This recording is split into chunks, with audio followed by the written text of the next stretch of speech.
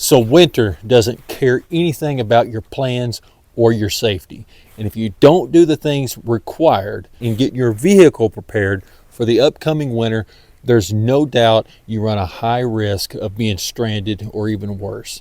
So today, let's go over this old girl, take care of some things, and we're going to do 5 things that you need to be doing before the emergency happens. We're going to replace the battery, the serpentine belt, check over all the fluids, look at the wipers, make sure the lights work, go through all of that, and when we're done, kind of put together an emergency kit. So just in case we do get stranded, we'll be a little bit better off than we would be if we had just absolutely nothing.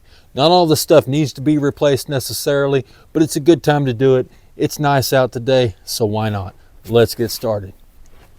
So I figure as good a place as any to get started is with this battery. So let's start there.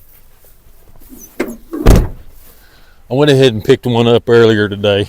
Let's see what this thing looks like. Oh, it doesn't look good at all. Yeah, that thing doesn't look very good at all.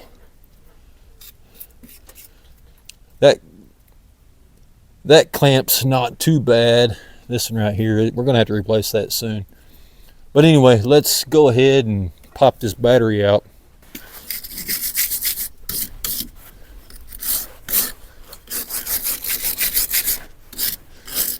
Oh man, I don't know if there's enough of that nut left to be able to get to it. We'll see what we can do. Okay, I can already tell by the corrosion on there that that's going to be a bear. So let's start out with the vice grips.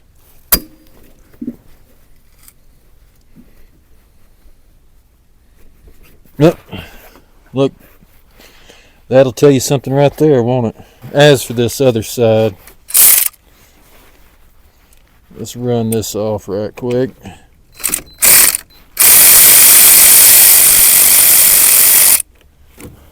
That one didn't fight near as bad. You know, I think whenever I put this battery in, I don't think it's actually the battery that belongs in this truck. So this cable's kind of overstretched, and it'd be nice to get the battery back in here that actually belongs. Ooh, look at that. Yeah, let's go ahead and pull this thing out. All right. There's a lot of junk down there. Let's get that taken care of. I'll just blow it out with the air compressor right quick. I need to get a new battery hold down. As you can see, this one is shot, but we'll worry about that another time. Let's just get the battery in for now. Let's take a look at our belt while we're here. Yeah, we'll go ahead and put one on. The hoses, everything seems soft, but not too soft. I just did a water pump not too long ago, so you know, I'd be surprised if they were already bad. Okay, while we're in here, let's pop that belt off. Okay, you guys might have a little bit of a hard time seeing this, but let's pop this belt.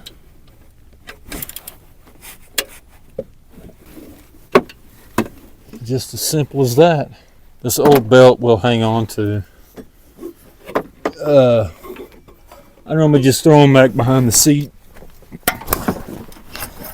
That way, if I lose a belt going down the highway, I've got another one, and I'm not totally stranded.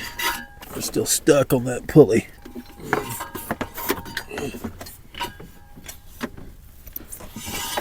Okay, pull that on out. Let's put the new one on. So I don't know about you guys, but me personally, I always like the feeling of getting some new parts put on a truck. I don't know, makes me feel like I did something worthwhile for the day. So let's fish this new belt through here. Arguably the most aggravating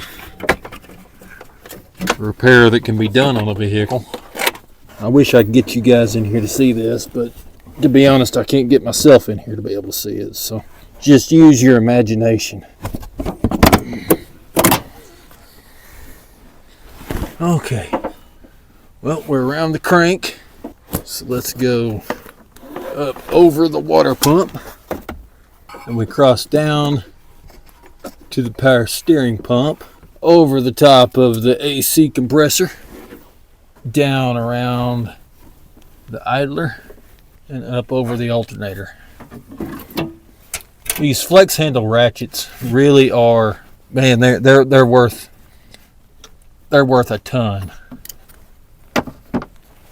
I don't know how I would get by without one, to be honest with you. I'll leave a link below on where you can pick one up at. But I really do think they're a lifesaver. Oh no, and I popped off somewhere. This is the aggravating part of this, guys. You know, some people go through the whole trouble of putting binder paper clips and stuff and clamping the belt to the pulleys and all of that mess, which I guess that probably does make it easier, but I never have messed with all of that. I don't know, maybe I should. If y'all, do any of y'all do that? I never have. Okay, are we on? Alright, looks like our old belt is on. Like I said, we'll throw the other one in the truck behind the seat, just so we'll have a spare if we need it. I think as far as this battery box goes, I want to like fab up something custom. You know, I could get something normal, but what fun is that? I don't want something normal. What I do with my ratchet, guys? Where'd y'all put my ratchet? Oh, right there. Right in front of my face. These electric ratchets. Man, I would like to have one of the Milwaukees. But this is a cheap one. And you know what? It works great. It works amazing.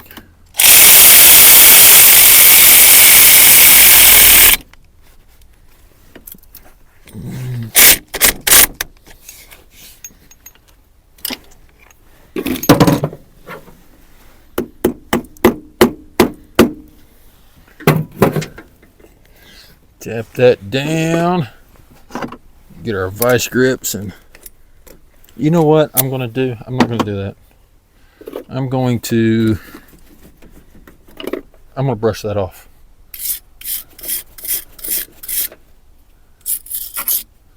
Yeah, let's clean that off a little bit. That's the last thing we need, is go through all of this and still be stranded.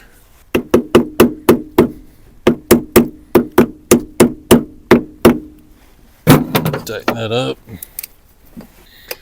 Make sure you don't ground these things out, man. That sucks when that happens. Alright. So we got, what do we got? Get these tools out of the way. Oh, you gotta throw some antifreeze in it right quick.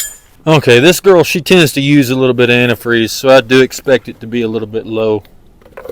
And I did drain a little bit of it out, just to kind of take a look at and see what it looked like. It needs to be flushed.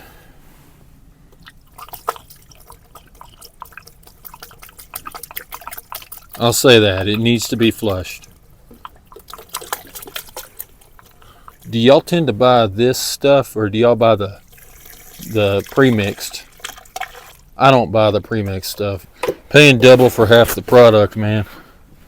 I didn't measure how much I drained out of there, but there's more coming out. More. It's taken more than I expected.